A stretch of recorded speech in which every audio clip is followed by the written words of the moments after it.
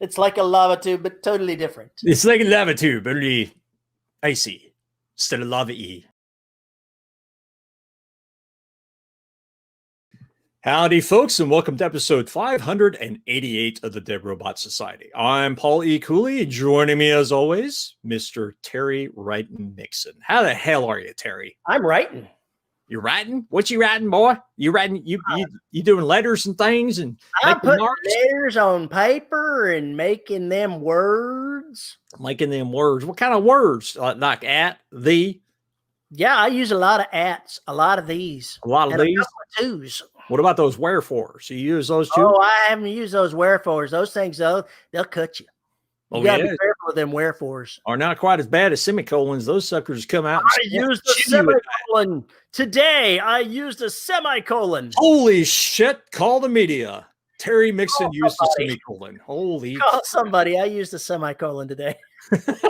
Two sentences were too closely related, two short ones, and I was like, "Yeah, okay, I'll use a semicolon." Ah, there's hope. There's hope. There's hope. Not many, not much, but there's hope. Not many. I don't use semicolons as a rule, but this time I did use one. So there you go. I've written 1,200 words on Gunboat Diplomacy, the 14th book in the Empire of Bones saga. 3 days. Pretty good total. I can live with that. That's not bad. Not bad at all. Other than that, anything interesting going on? Let's see. Book 13 is in the ACX approval phase, so maybe it'll come out in a couple of months. Who the heck knows? Imperial Marines Recruits is off to the editor. It'll come out when it comes out. Right. Other than that, things are going on. I've got 2.5 weeks more of physical therapy, and I'll be done with that, released. Surgeon's already released me, says I'm healed up from what he can see. Please release me. Let me go. So, yep, things are going along. I'm happy. I'm glad to hear it. What about you, man? Are you over everything that you've had going on? Tell me you're whole and hale again. Well, I can breathe that much without being in pain, so that's a good start. Yeah, it's a good start. Things are getting better. I'm still fighting with sleep, but that fight is getting better, so I'm still taking some naps, which I'm supposed to anyway. But yeah, the breathing's a bit better. I'm actually starting to try and do some cardio every day, and I'm not completely out of breath, so that's a good sign. My voice is still kind of jacked, but hopefully it'll get a little bit better over time. Other than that, not too much. I spent one morning at 5 a.m. putting together shipyards in the correct order. That was a nightmare. Because I wrote that book as in 4 different folders. So everything was with related characters where they needed to be, and then I had to actually go put them in alphabetical, in temporal order, so I could actually put the book together. Is this the one you were talking about where you found 2 different versions of the same scene? Yes. And now I think about it, they're not quite 2 different versions of the same scene. It's just that there's a lot of dialogue from one that needs to get moved over to the other. Regardless, I knew what I was doing. I think that was the day that I wasn't synced up with Scrivener, and so I kind of missed that I'd already done that piece. Regardless, I found it. I moved things around. I left a lot of empty chapters with just a title to them that tell me what I need to write there as a bridge. Details and scenes are missing, but after our conversation during the pre-show, I think I figured out how to get the final conflict completely done. After that, then it's just a matter of going through cleanup and edit. Good deal. Sometimes it just takes talking to a second person to bounce ideas off of. Yeah, and that worked. Didn't take very long. That's why I was trying to contact you before I took my nap. You took your nap. I took my nap. Oh my God. Speaking of taking naps, I woke up this morning, totally unrelated to anything else we're doing here. I don't this show, I'm shocked. I don't remember exactly what the dream was. It was one of those vivid dreams that you're having. My wife has this back massager that she occasionally uses because she's got pain in parts of the back. So she'll put it there vibrating and then go back to sleep. And she was doing it this morning. I figured out that it was on when I finally woke up, but there was some kind of vibration going on in the dream. It's like, I'm like in the dream going, what is making that noise? And then suddenly a cat comes by, they're vibrating. That would have been way cool if that happened, but no, it wasn't anything nearly that exciting. So apart from that, I outlined a new novel, another one. Just what you need, another novel. This one is for a very particular thing that might happen. So I went ahead and outlined it. It's something I want to write anyway, but I'll say it involves deep ocean sea monster kind of shit on a frozen planet. Everything's going to be fine. Everything will be fine. Nothing bad will happen there. So I'm kind of sailing ahead, folks. kind of interested to write that one.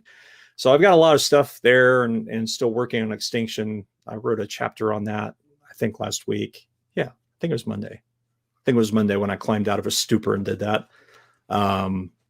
So that story is alive and well. I just need to get to it, which means I got to finish Shipyards. So I get that put to bed so I can go record it, narrate it, and the patrons will leave me the fuck alone. That will never happen.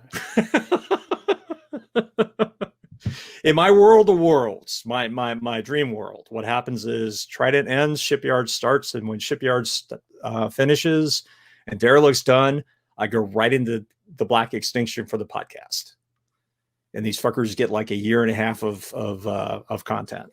Just remember, no plan survives contact with the enemy. No, it won't. I'll probably like lose my voice permanently in 3 weeks or some bullshit like that. Who the hell knows? But because this is the way my life goes lately. But that notwithstanding, getting a little better.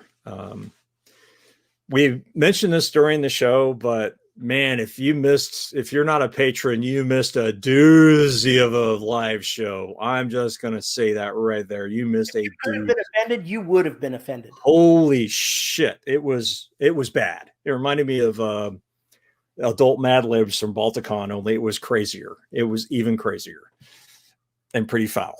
That's what I get for even entertaining the idea of having the NC-17 Don't deck. you ever bring the NC-17 deck again, ever. Unless we're at a con, then go ahead and do it. If we go to a con and it's nothing but the NC-17. No, we'll do the normal one with a few people, and then at night we do the adult one. Yeah. You have no idea what we're talking about. It's basically, I can't remember the name of the game. Terry can't either. Scenescapes. I can't remember what the name of the show was, what the name of the game was. Yeah, it's we'll have to find it and put it in the show notes. Regardless, I will find it because I know where I mentioned it. But you were talking about the live show. We're going to have to do that again with I don't know, something that we could actually share with anybody else. Yeah, I would share this episode with the general public, but no, we're not. It would have nothing but censored bars across it. Oh, trust me, it was pretty bad. It was really bad. So yeah, no more NC-17 deck ever again. Especially considering the first card we got out of that was just ridiculous. And then with the character. Pitch Storm, right. So go take a look at that if you want to know what we're talking about. But I'm just going to tell you right now, that was insane. We were laughing the entire time. I'm pretty sure I literally, I had to mute my mic for a while because I went into a coughing fit. I was laughing so hard. It was ridiculous. It was so much fun. So anyway, we will try and figure out how to do one of those. I think for the general public, the only problem is the voting would be difficult. We'll do another one with the patrons. And the patrons were our producers, and we were the writers. And it was bad. It's not our fault. It's not our fault. They chose what they chose. Terry and I are like, no, don't. Oh, it was bad. You know, I never saw the whole Chuck Norris as a centaur thing. I'm not sure who the other centaur was. I can't remember. I don't remember. It was going so fast. I couldn't keep up with how fast shit was changing. It was very confusing. Anyway, it's Pitch Storm is actually, I think, very accurate to how these TV series get written. We'll go ahead and we'll try again, excluding the NC-17 deck. We'll see if we can keep the patrons from getting us into really, really X-rated territory. We may stick the next one with just using the basic one to steer away from having vampires or anything else weird. Yeah, get rid of the urban fantasy stuff because it went crazy. But I got to say, we made a bitchin' version of Buffy the Vampire Slayer. That's all I'm going to say there. It should be filmed immediately. Yeah, absolutely. Anyway, we should probably get on with the episode, Terry. What are we talking about today, man? I think today we wandered into a conversation about Deus Ex Machina, and then from there, it got even crazier. You know, I think that you're just manipulating things to get us right to that point now. Yes, but see, I've already foreshadowed it, so it's all good. Oh, okay. It's not forceful. Now, granted, it was a very clumsy foreshadow, but it was a foreshadow. So let's see what we said, because I've already forgotten. Line. Because now that we've gotten all the cheesy shit out of the way that had to do with fixing my problems, what'd you just There say? is nothing wrong with using the hand of God in your works, so long as you don't use it to cheat. Yeah, but define cheating. If you use it to make things easier for the characters in an unreasonable way, that's cheating. Wild happenstance of the kind that puts exactly what they need right where they need it, where it's not been foreshadowed, that's using the hand of God to cheat. If you use the hand of God to arrange circumstances in the novel so that the big climax happens and still plenty of bad things occur, readers will forgive you for that. They won't even see it as manipulation, honestly. Because we're writing novels. Everything we're doing is us shaping events to get the outcomes that we want. Yes, very true.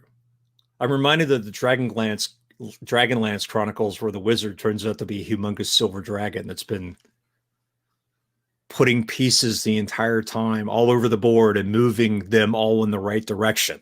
I can see the rogue now. You didn't think to mention this like 3 books ago? Yeah, exactly. Well, I mean, what was his name? Fizban or some shit? I don't remember. Anyway. Rastalin? Is that? No, that's not. No, Raceland's the sorcerer. Raceland's the sorcerer. I don't remember who these people are. It's been a long, long time. Anyway, the wizard that kind of threw them all together and pushed them out into the world and keeps showing up in all the books. I can't remember if it's the end of the first book or the third book, but you find out what he is because he finally shows up to do battle. But he's been moving them along the entire goddamn story. And he is essentially a god. He's a dragon god, if I remember correctly. This is the way silver dragons are or whatever the fuck. I don't remember all the lore. It's been a long time.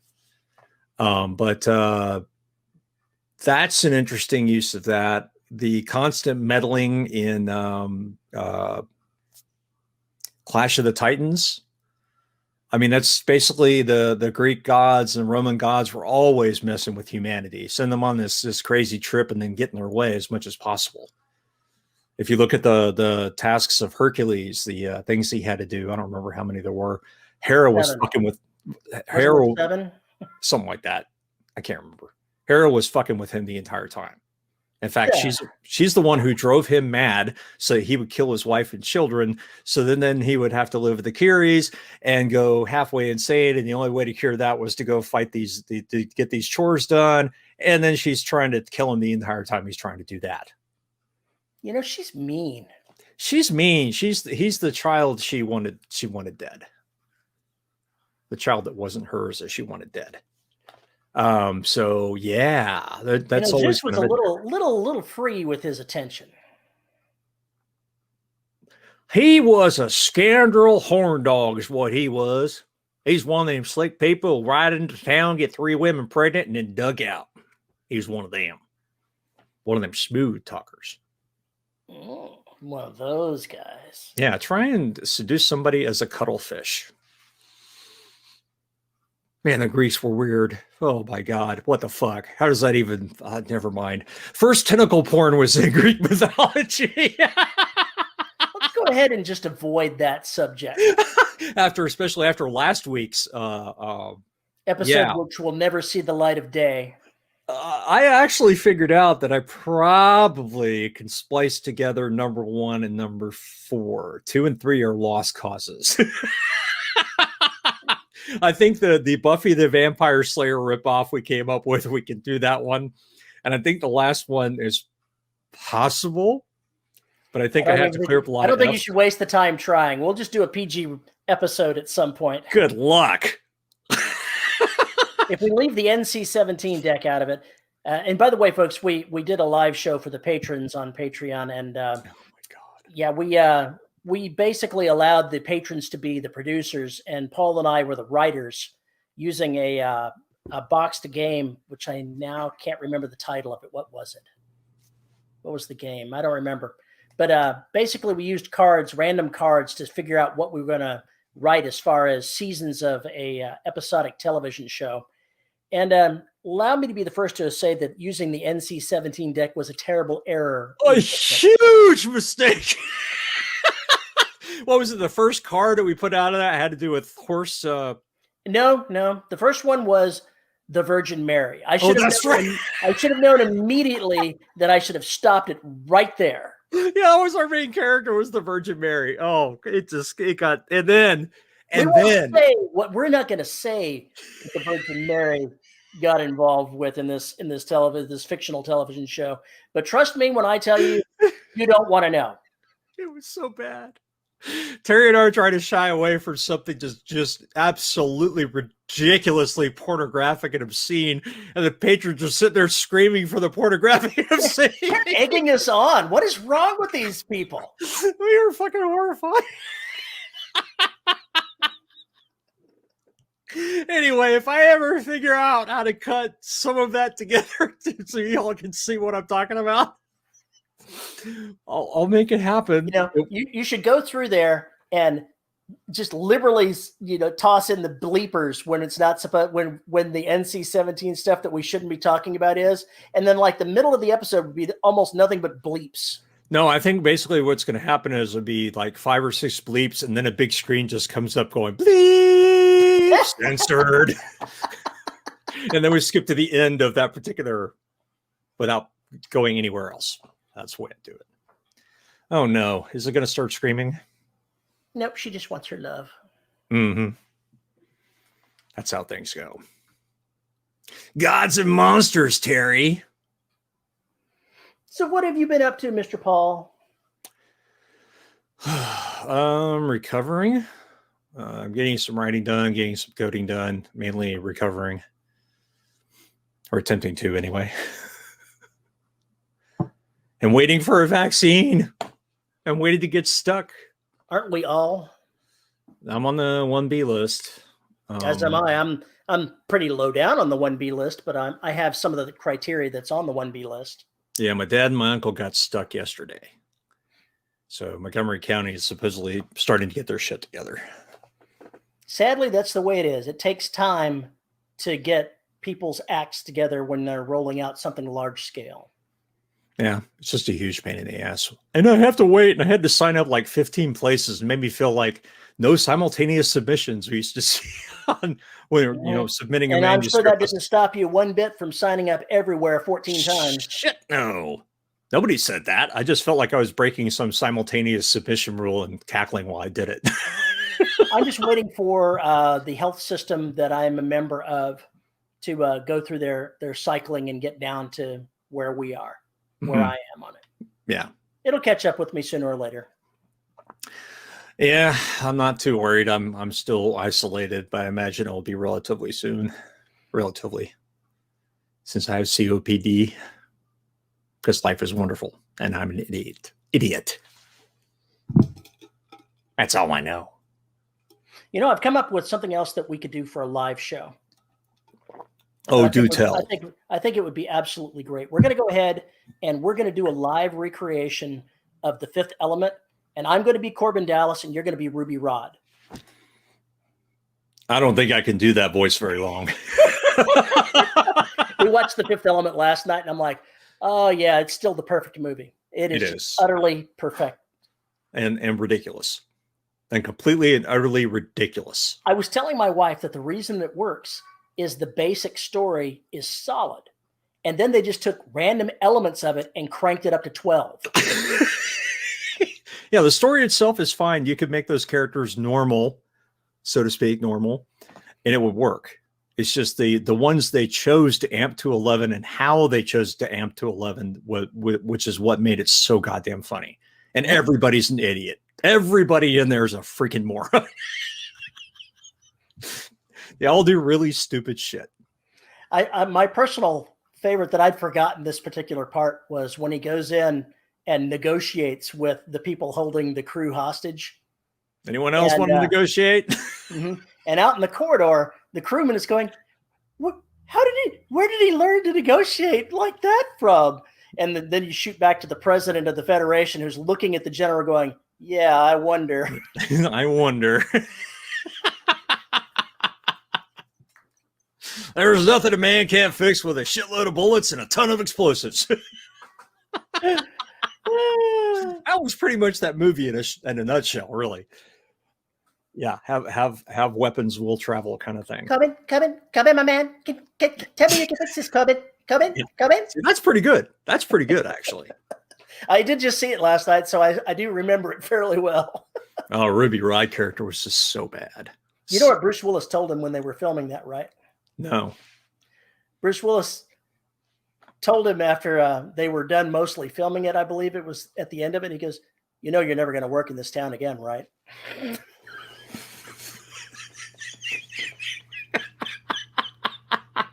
Because of who he was making fun of?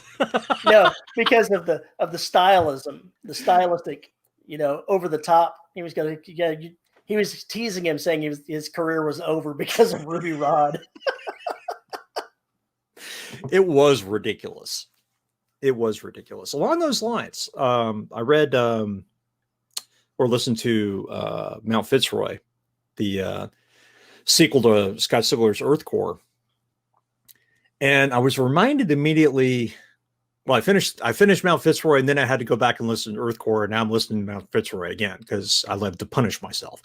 Because that came out wrong. Let's just say I'm doing my analytical thing again that I do. There's nothing wrong with that. Going through something you liked and figuring out why it worked.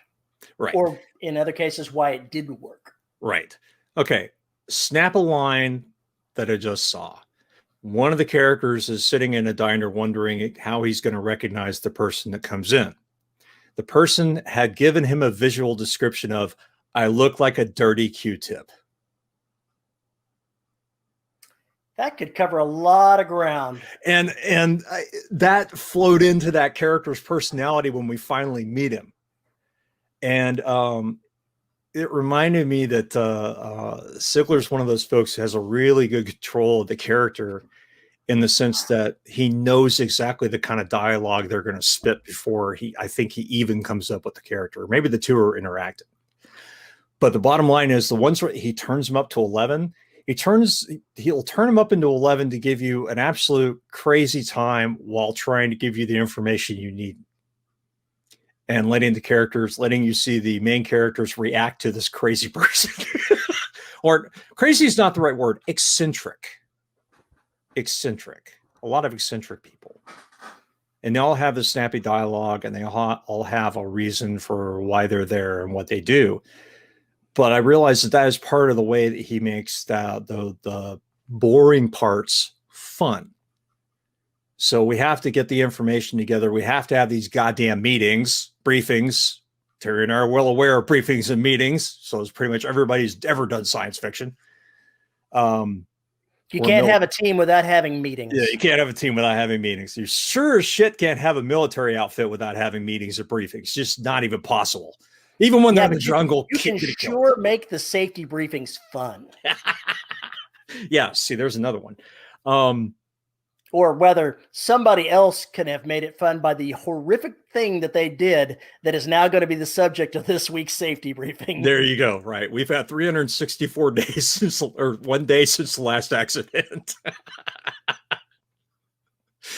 And I think that's worth actually taking a look at. If you have problems where you're trying to make those kinds of scenes work, injecting some humor or something kind of offbeat in there that somebody's doing can help kind of break things up.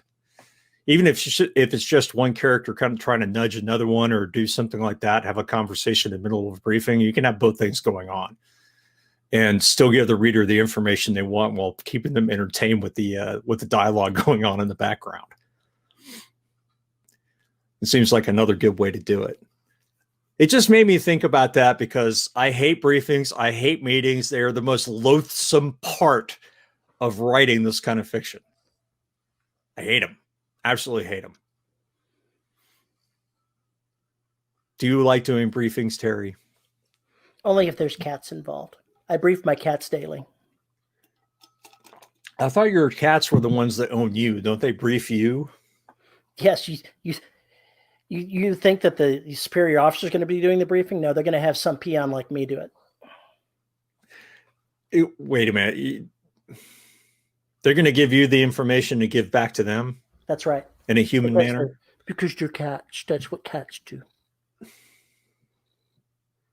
Dear audience, I have no idea what happened to the show. We were going somewhere and now we're back on cats. Thank you, Minnie. They keep climbing on me. I don't know what's going on here. Yeah, Apparently I'm very popular today. Yeah, for those of you drinking at home, we're on cat number 2 now. So any moment, cat number 3 will wander in. She's not so far away. What the hell have you been up to? I finished editing Imperial Marines Recruit 4 days ago and sent it off to the editor this morning. Mm-hmm. Got that all done.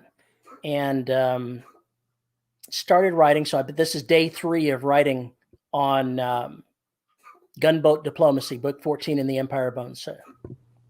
Book 14. Book 14. Why? Is there a problem? No, continue. With the number? Continue. 3 days, good writing, 12,500 words done. Yay! It's proceeding apace. That's awesome. I'm having fun with the characters. I'm getting their new situation set up, and I am already planning how I'm going to completely disrupt their plans. Well, good for you. So you're in a good place writing-wise. Yeah, I'm in a great place. Out of the first chapter, I went ahead after the first day of writing. I had to throw basically the middle part of the first scene out and then rewrite it again because I wasn't happy with it. I moved it to a different part, like the second scene, and gave the same information out. But instead of having one character summarize in their own head, I had them telling somebody else about it, which is better. Yeah. Yeah. Just through dialogue, or as if they were telling the story? Through passing important facts, because the second party was not at the events of the last book. Fair enough. So they had to be briefed on some of the important happenings in the last book because they were catastrophic happenings. Yeah. Yeah. Yeah. Had to deal with that with Trident after Destruction. Okay, everybody, it's been 2 years since the last book. Let me remind you of everything that happened. One of the things that I'm doing in this new book that I'm having a blast doing is, and this is a spoiler, maybe not listen to the next 30 seconds, if you don't want to know what happened in the last book, but Kelsey is pregnant. Mm-hmm. And in 3 chapters, I've already had 3 different characters offer various doctors to look at her and make sure that she's in decent health. And she's like, what is this? Like, everybody knows you're a menace to your own health. We've got to protect the baby from you. The biggest danger to the baby is the one carrying it. in this case, pretty much. And that theme is going to continue throughout this book. If I can find a place to offer some doctor to look at her or have some doctor examine her, I'm just going to keep trotting that trope out again and again and again. No, the best part would be when they're in combat or something. Hey, you feeling contractions yet? That's 8 months away, you asshole. In this case, not so much. She's 6 months pregnant. No, okay. Well, I'm 6 months pregnant, asshole. I could see her saying that. Yeah, pretty much. But she's going to be there for a while. So, it's possible we're going to get there during this novel. One does not know. I'm not ruling it out. Mm-hmm. Veronica joked that I should have Carl deliver the baby. That actually would work. So I wrote her a little snippet of dialogue, basically threatening that, having his wife threatened that's what's going to happen. Having Carl go, don't you curse me like that. You know our luck. Don't you even start with that. I thought you loved me. And his wife goes, I do love you. Just not deliver Kelsey's baby level of love. So, yeah, I'm having fun with that particular trope of using her condition to amuse myself. Well, yeah. Her mother is there, by the way. God, I got so many books to catch up on. It's ridiculous. Yeah. Killing me, Smalls. Things have happened. No shit. But she's been there for 4 books, 5 books. We left her behind. I'm just coming back to where we left her. So this is not surprising. Here's this new character. All right, get off. All right, now get the fuck off screen. Get in that cupboard. Stay there for 4 or 5 books. Well, here's the way it works. You know, I can tell how far away you are because, like in book 7 or so, I had her stow away on the ship. Okay, yeah, I'd missed that. It's been a while. That's not much of a spoiler for people that are actually reading the series. So are you telling me that you did stuff her in a cupboard and just kind of... I pretty much did stuff her in... She stuffed herself in a cupboard, basically. And they couldn't take her back home. So she's been on hanging out one particular ship. And they found things for her to do. But now Kelsey has come back around to where they left her to go off and do these other things. And she's 6 months pregnant. So you can imagine mother with pregnant child level of chaos. And I am going to be just having a blast with that particular set of tropes. You're silent. What happened? I can't wait to see the baby toys. Oh my God. I hadn't even thought of baby toys. Good Lord. There's another whole set of things there. Yeah. Little details like that. Yeah, that could get really obnoxious. Just slightly. Humans. I miss humans. How long has it been since you've seen one? Long time. Long time since I've written about them. Let's put it that way. Seems like, anyway. I'm looking forward to getting back to that. Really getting back to that. One of the things that I'm doing this time around is I'm writing the first draft just straight out.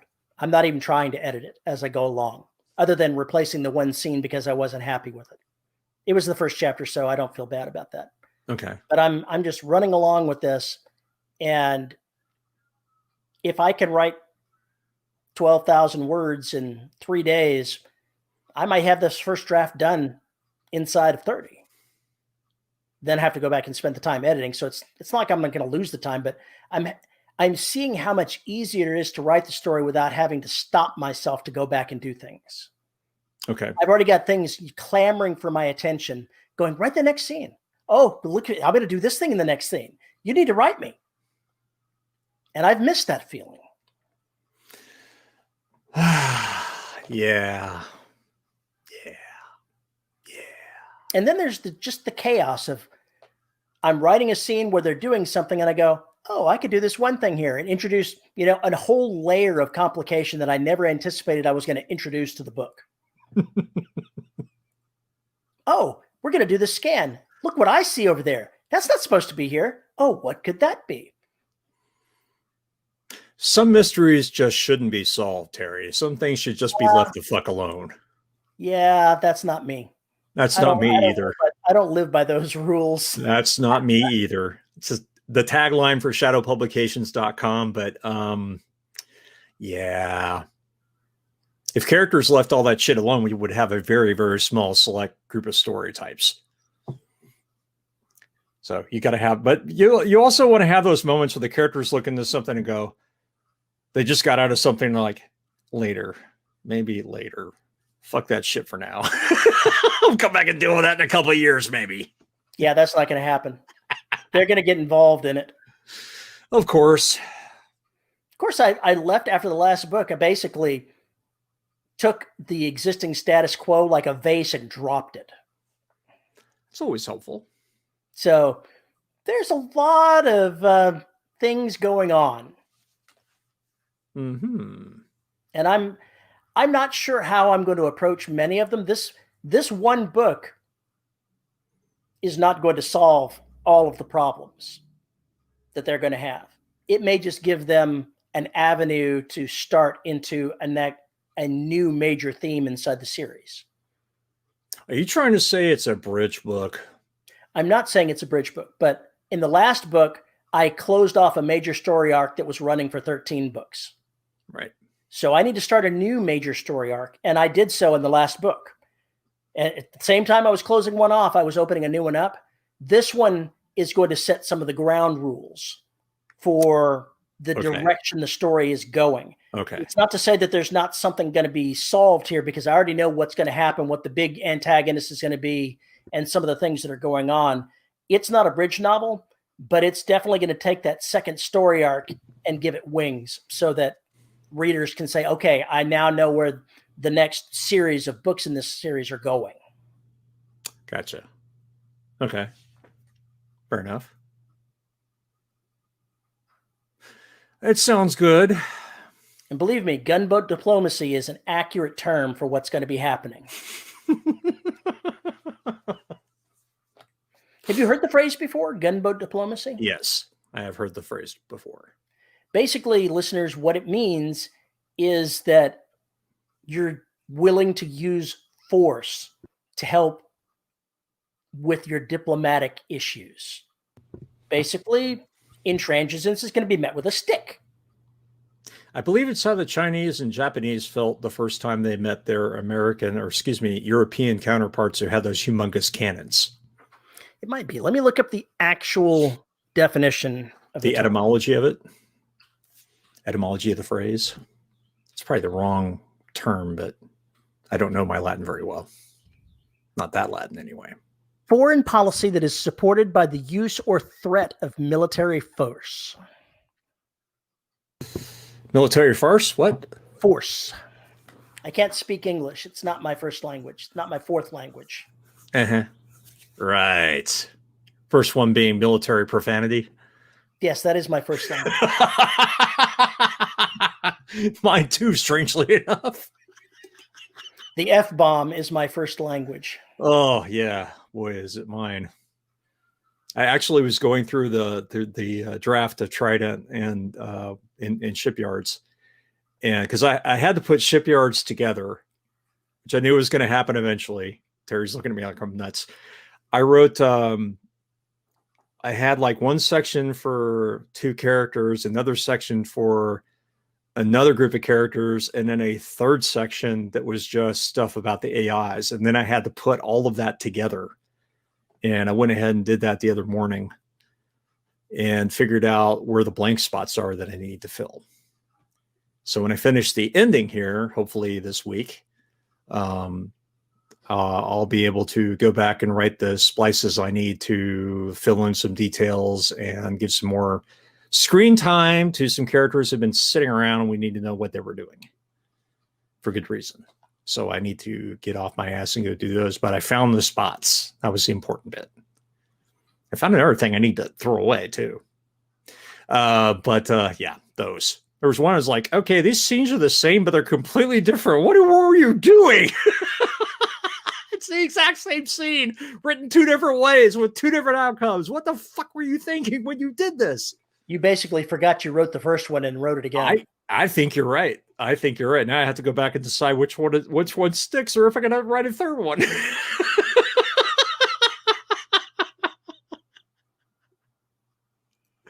Oh fuck!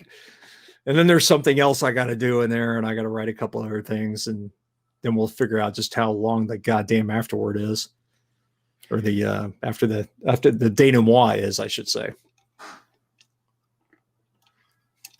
Not looking forward to that, because then people will be like, okay, what happens next?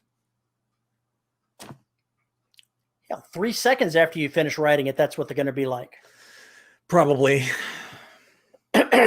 No, this will have a definitive ending, so to speak. I publish a book, and within the same day, I'm getting notes. So when's the next book? Yeah, the patrons that finished Trident are already chomping at the bit, calling me bastard, all the things that I expect. Because So where I left them.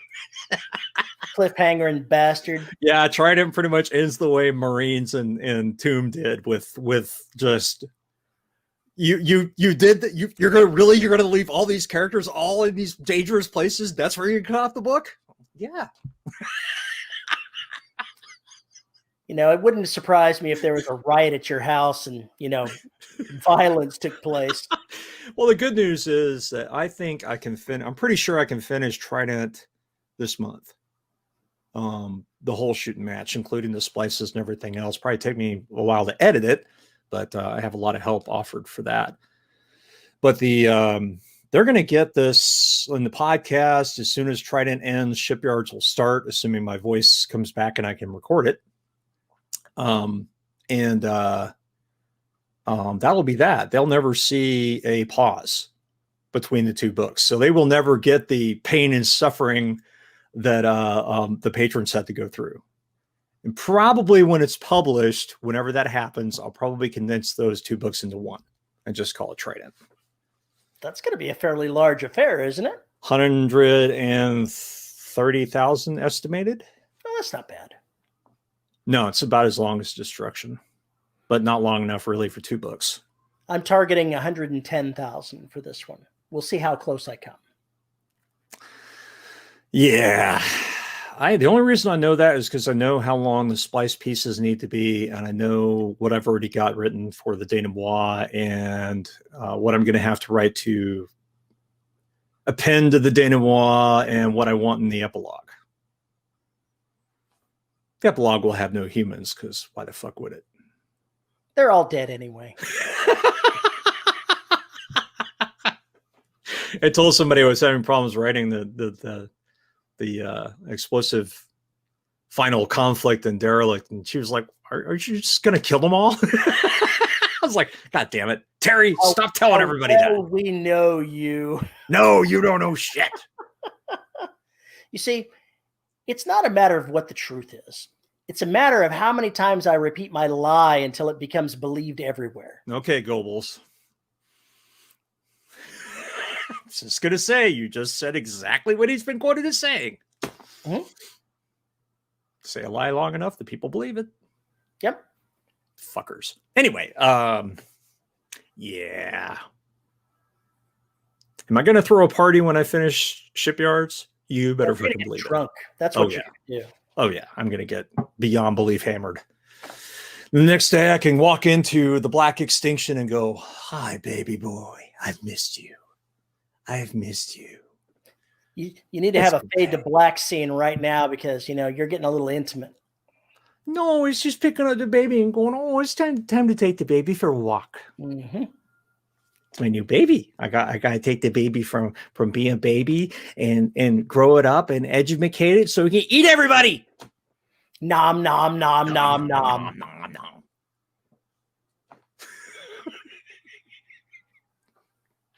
Oh, that was disturbing. We can come up with different themes for the books. Even inside the same series, you'll come up with different themes that you want to use in the books. Okay, be more specific. It's like the one that I'm writing now. I've got, the secondary theme that I'm going to keep pressing the button is Kelsey getting annoyed at everybody being concerned about her pregnancy and mothering her along. She's not going to, she's a tough woman and she's not going to be at all happy with that particular set of outcomes. So that's going to be fun. And the other one is I already know that there's going to be a series of small battles that take place throughout the novel. I don't know exactly how I'm going to work it all in, but it's not going to be, one cinematic battle. It's going to have to be a chess game. They don't have a lot of force to bring to bear, and the enemy is stronger than they are, so they're going to have to be judicious in how they use. So it's going to be guerrilla tactics in a way, but the goal is to convince someone else that it's less painful and makes more sense to ally with them than to try to fight them. Okay. To a degree. That's saying it very generally, and I don't know exactly how it's going to play out, but I guess what I can say is I've went ahead and, like I said, I take a vase and I dropped the plot from last time around. The antagonist that was the big enemy is now broken into smaller pieces. So there's a tendency among humans to make your own little fiefdoms, your own little warlording, your own whatever. Your tribe, blah, blah, blah. Oh, no, not tribing. I'm saying that in the absence of the higher authority that's been keeping these bureaucrats and or military people in check, somebody's going to try to take a knife and carve out their own pocket empire. Okay. And there are enemies out there that will eat them one by one if they do that. And so if the protagonists are going to have any chance of success, they're going to have to start convincing these pockets to work together. And that's going to be challenging. And it's going to be something completely different than what they've done before. And I'm looking forward to trying to figure out how I'm going to make that happen. Yeah. New stuff. New stuff. New stuff. New problems, new issues, new conflicts, new personality traits.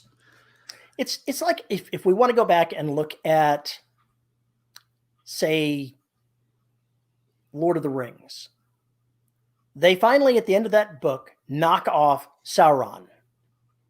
Mm-hmm. That's certainly not going to take care of all the other little bitty problems that he was forcing to his will.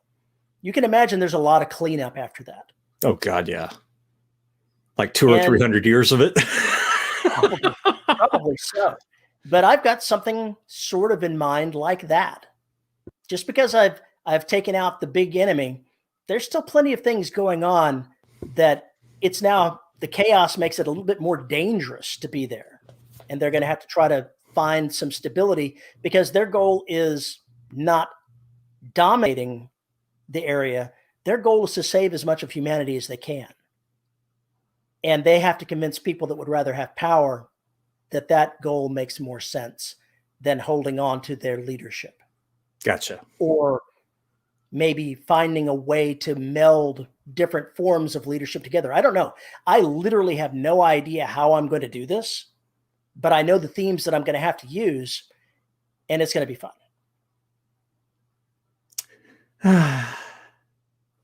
Excited to finish the story. Excited for the journey. Excited to reach the destination that you never really reach. Totally never finish a story. And yet you say that about me and my endings. What the fuck? What the fuck? Well, sure. If I can't trash talk you, I mean, what's the purpose of life? I don't know. That's a really good question. I do know that when you get to the end of the series, the final, done with the series, done with those characters, time to move on. Well, wait a minute. I've never gotten to that point. Neither have I.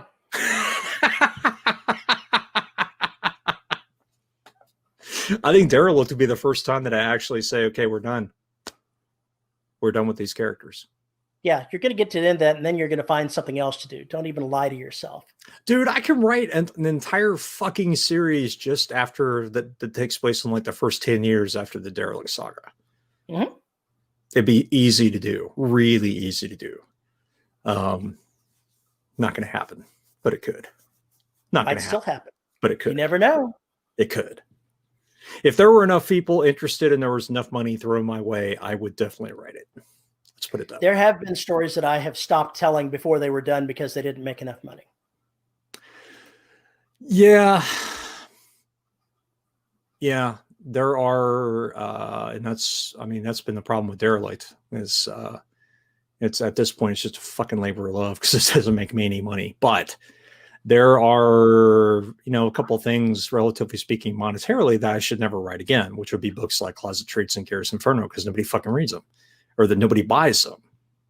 And yet they've got good reviews, Garrus Inferno especially, and nobody's read it.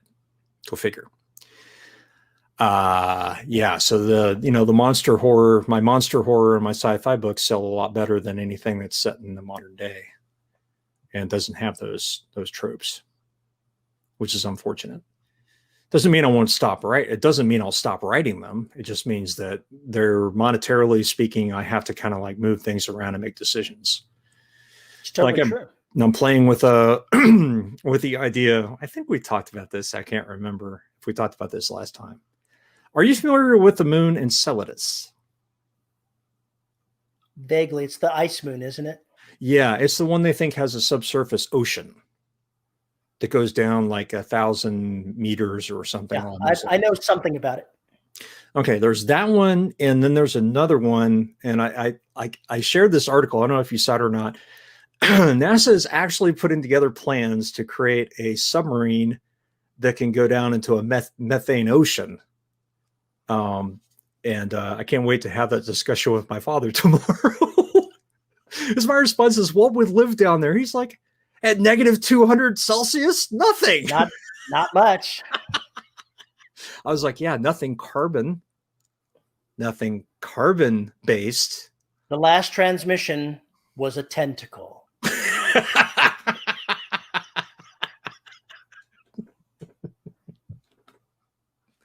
It just cracked me up because the idea is just so fucking insane and it really cool. We're going to send, I'm just imagine we're going to send a submarine into a liquid ocean of hydrocarbons to see what it can see, to see what the pressures are like, to see what the temperatures are like, to see if there's anything there moving around. It's a really cool idea. And it just was I was brain blown. I was completely brain blown after reading that. I was just like, you're going to do what? Why would you do this? Because they can. Because they can. And they can do it autonomously and just drop the damn thing in. It doesn't have to be very big. Just have a parent satellite that it talks to and sends back the data. And when it dies, it dies. Of course, then we're polluting the ocean of methane. That is really tentacles. Yeah, tentacles. That is really a problem, don't you think, that we're scattering our junk all across the planets and moons? You know, I got to tell you, humanity is a huge litterer. God, we're just wasteful assholes. Just wait till the park rangers show up. Hey, boo boo. Here's your ticket for littering humanity. You're required to clean it up, and if you don't, well, I'm afraid there are going to be a court appearance you're going to have to go to. We'll hold a trial on the planet. Seriously, though, if we're leaving junk everywhere, doesn't it make sense that somebody else might be leaving junk? Sure. See, now, there was a theory that it's probably not true, that one strange intergalactic object that went flipping around the sun and flying back off again Oumuamua, or whatever it was, could have been a defunct alien probe. Yeah, I remember that theory. There were so many theories flying around. It was just kind of crazy. Mm-hmm. It almost certainly is not, but it would make great story fodder, wouldn't it? Hell yeah! By the same token, what happens if an alien species finds one of our pieces of junk? For instance, they're just coming through the Oort cloud and find this thing called Voyager. Then you have Star Trek: The Motionless Picture. Oh, that's just mean, but accurate. Yeah. When did I see that? When I was 9, somewhere in there. When did that come out? 79? I don't know. Whenever the hell it came out. It had to be 78 or 79. The movie was boring as shit, and I didn't quite understand it. They were too in love with their cinematic shots instead of having actual story and character. Well, you were just supposed to remember the characters are just the characters. They're static. If you saw the original, what's changed? Unfortunately, they didn't play it like the original, so it didn't work out for them. In what ways do you think they didn't play it out like the original? The characters were like props, and it was the scenery that was glorified in that movie. Okay, fair enough. It's what happens when somebody goes, we have all these special effects we can use. Thank you, Star Wars. Mm-hmm. That's pretty much it. And we have to make it look like Star Wars. Wrath of Khan, where they went ahead and figured out what they did wrong and put the characters and some adventure back into it. Yeah. And got rid of those stupid uniforms. Oh my God.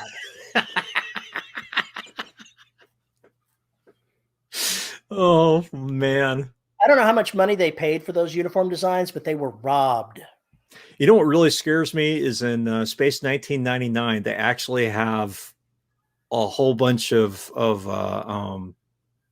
what do you call them? Shout outs to whoever designed the wardrobe for the show. And I'm just like, Well, the difference there is you've got to look at when Space 1999 oh, actually aired. I know. I'm They just had saying. bell bottoms, Yes, they okay? did. They had bell bottom uniforms. And their communicators were those micro TVs from Mhm. Sony. Was it Sony that made those or Hitachi? I can't remember back in the Do not 70s. know. Jesus Christ, the screen was like the size of a fucking postage stamp. We had a friend who had one of those, and it was just like, why? Wow, that's really cool. You can put it right here. I can see. I will forgive Space 1999 for their uniforms because they were literally part of the bleeding edge of that transition. They tried. They They tried. just they were hamstrung by their own backgrounds. It's just like the Buck Rogers, you know, it was like really far futuristic and everything was fucking disco. I kind of liked the uniforms, the flight uniforms that they had in Buck Rogers. I thought Yeah, they were pretty good. those were pretty good. I liked BSGs better. The In fact, I original think BSGs, those leather jackets, I no, no, no, wanted them. no, not the I original. wanted one of those leather jackets so bad. Well, it didn't. I wanted to be Starbucks, but my dad wouldn't give me a cigar at 8. Damn him.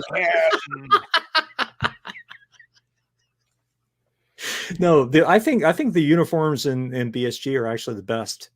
The remake in the 90s? Was it the 90s or was it the 2000s? When was it? When was the It's was it? 2000s. I don't remember. It's 2000s. The other one was 79 and 80, so or late 70s and 1980, so they were way back. Yeah, they were a long time ago. I honestly don't remember what the uniforms look like in the new BSG. I've forgotten. No, you got to go look. I think those are the best of all the sci-fi shows so far. I'm gonna have to go look. Oh God, here we go. So what was wrong with the original one? What was wrong with the original? What? Uniforms in the original one. They sucked. What? Awful. They were awful.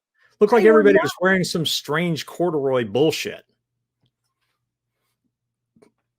Really? Really? Yeah. That's what you got? Yeah. Granted, I haven't seen the series in 30 years. Actually, more than that. I'm looking at these and they've got leather pants on and wife beaters with, yeah, those aren't great uniforms. Those are terrible uniforms. If they're wearing wife beaters and you can see the wife beaters, they're not in uniform. I got to tell you, they're in uniform to me. They got guns on. That tells me they're in uniform. They could be at the fucking firing range. They've got these blue uniforms. They aren't too bad, but those look like dress uniforms. Their actual duty uniforms are trash. Oh my God. What a chump. What a chump. Freaking hopeless. So when you're writing your books, how much do you describe things like uniforms? Only what I need to. Just the minimum you have to get away with. Mm-hmm. I pretty much do the same because I don't want to have a fashion faux pas. No, well, not just fashion faux pas, but I think you lock yourself into certain colors. You lock yourself into certain kind of materials, what it looks like. You lock yourself into a lot of stuff. And if you're in combat in different areas, you might always have a different kind of suit. Then you might need to give descriptions of what makes that suit different than another suit.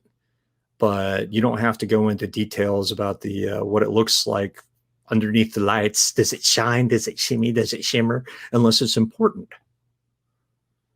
So, for instance, if you got some kind of shielding on it or something to make you invisible, when that shit's turned off, it may look weird in normal light until you turn all this stuff on.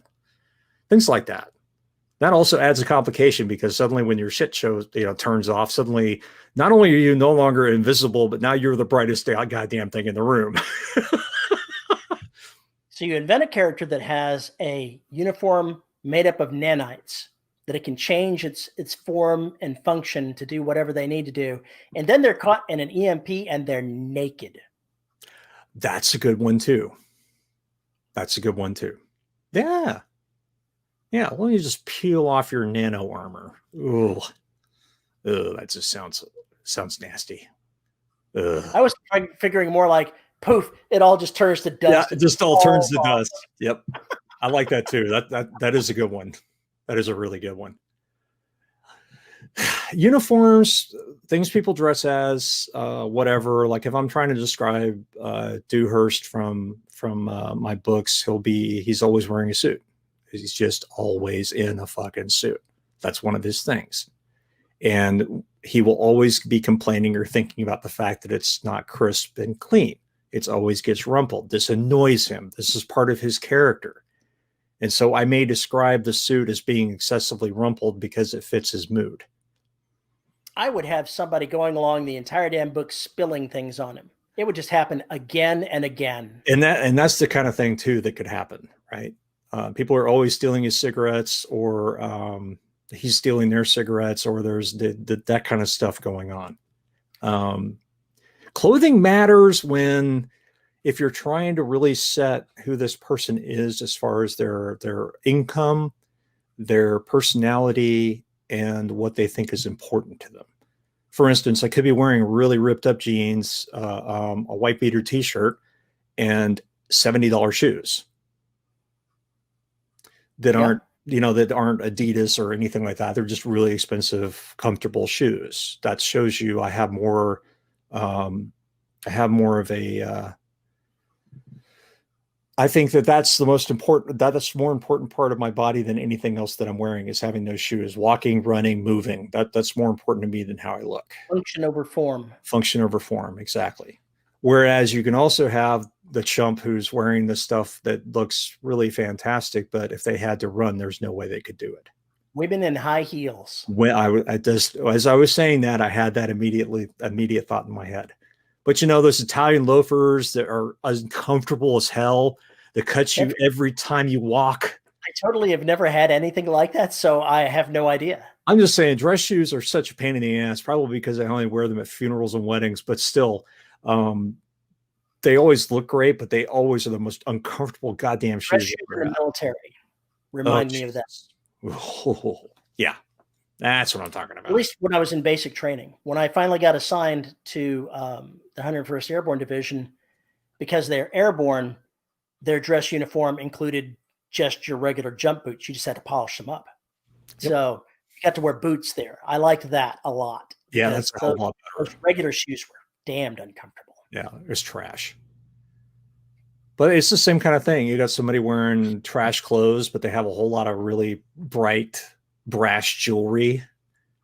Then it means they're more substance over anything else. Or excuse me, more style than substance. That's more important to them.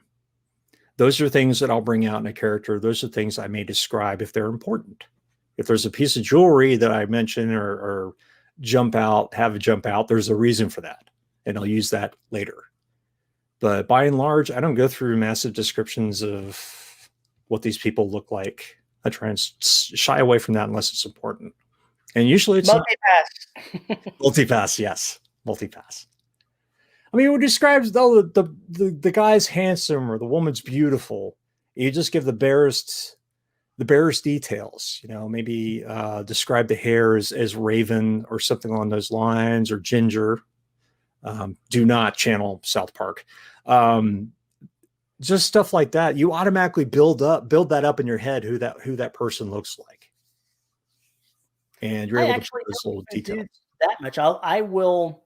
When I introduce a character, I will toss out a couple of details, usually to set up who they are, and then I'll never mention them again. Never mention it again unless I have to. Unless there's a reason for it. Unless there's a reason for it. Unless there's a reason for it. Like mentioning somebody's got a scar. Well, okay. That scar, we better find out something about that scar in this book if you're bringing attention to it. Or at some point in the stories, we need to find out. That's an interesting little thing that character is going to ask, and at some point, somebody's going to admit how they got the scar. Shaving accident.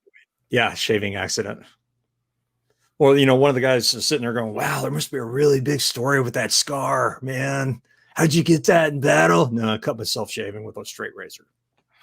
You can't see it under the beard, but I've got a scar that runs along my chin that's about 2 inches long, where I fell through a ceiling and part of the ceiling sliced me open. And I've used the whole shaving incident storyline with somebody. Just made up a story. I've got a dime-sized bone depression right here from where I got hit by a boxer. Not a dog.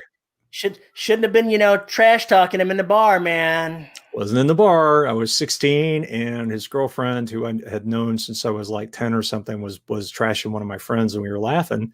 And so I trashed her a little bit. Her drunk 19-year-old boyfriend, who was a professional boxer, ranked number 8 in Texas at that time, double tapped me.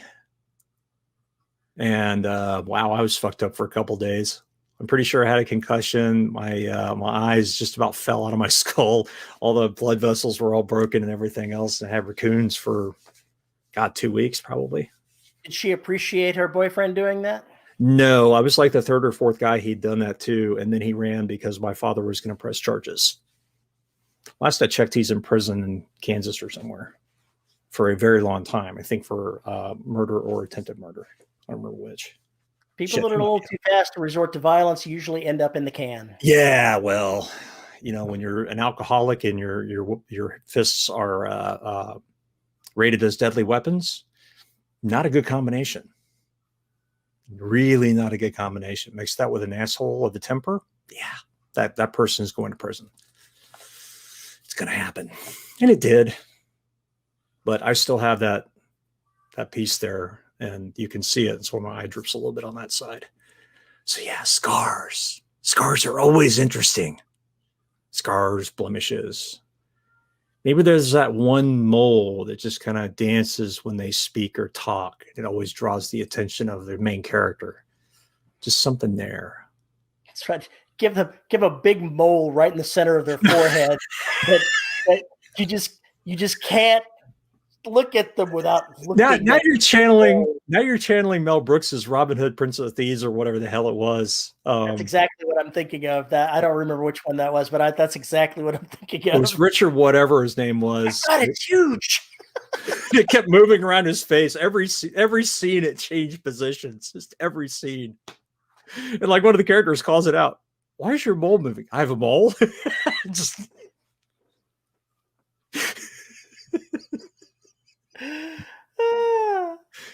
I've had a character in something that I wrote that had an eye patch, and I've had the eye patch move from side to. It's actually fine. He actually doesn't have any problem with his eyes. I just thought it made me look dashing, and he'd move it from side to side. People like, something's different about you. I can't quite place it, but there's something. Did you get a haircut? Oh, shave off your beard. There's something different about you. I can't put my mind on what it might be. What is that? That looks so weird. It's always bad when you shave off your beard the first time and you try and rub your beard and it's not there. Or when you shave your head and you go to work and you talk to somebody in the hall and they start turning in a circle because they can't see you anymore. Oh. They know you've just spoken to them. They recognize your voice, but no matter who they look at, it's not you. I had that happen. Yeah, I can see this. Completely. Like when I shaved off everything, people were like, no. Grow that back. Okay, never do that again. Don't ever do that again. You look like an 8-year-old. Yeah, I do. It's not a good look for me. Clean cut. Huh? So earnest looking. So clean cut. Are you fucking kidding me? Have you met me? Have you met me? Do you know me? Yeah, exactly. You don't know shit. Well, we've been going on about this for about an hour, strangely enough. Indeed. Been longer. It's been educational. Yeah, so much. Sort of, kind of. Kind of, maybe not. Probably just a lot of bullshit babbling. It's what we do. Bullshit babbling is what we do. Am I closing this off? Apparently, you've got places to be and people to do. No, because we have to do the intro for the show. We're now doing the outro for the show. Yeah. So is the outro doing people? The intro is people to see? I think it is. Well, if you've got a comment about this show, you can send an email to show@deadrobotsociety.com.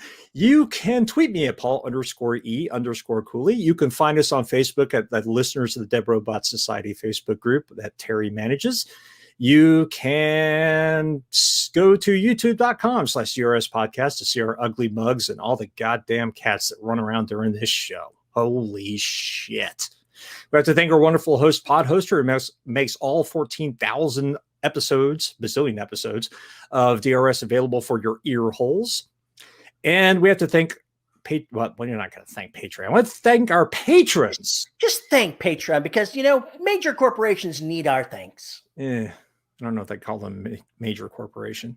If you want to support the show, you can find us at patreon.com/DRS podcast, where for as little as $1 a month, you get access to live shows and exclusive content. And at the $10 level, you get your name read. And our $10 patrons are Jacob Patrick, Summer Wilson, Tony L. Joy, Rick Shaw, Chris Winder, Isabel Cushy, Veronica Jaguar, Chris Moody, and Andrew Smallwood. Thank you, folks. Thank you very much. Indeed. Thank you so much. And you can also find us on YouTube at youtube.com/DRS podcast. I thought I said that so you could see our ugly mugs. I don't know. Maybe. I'm sure there's something I forgot here, but it feels like something was wrong. I thought that was it. Who knows? Who knows? I probably missed something. But if I did, you can tell me about it in any of the ways I just mentioned. So with that, we are going to get out of here so we can go to the intro for this episode.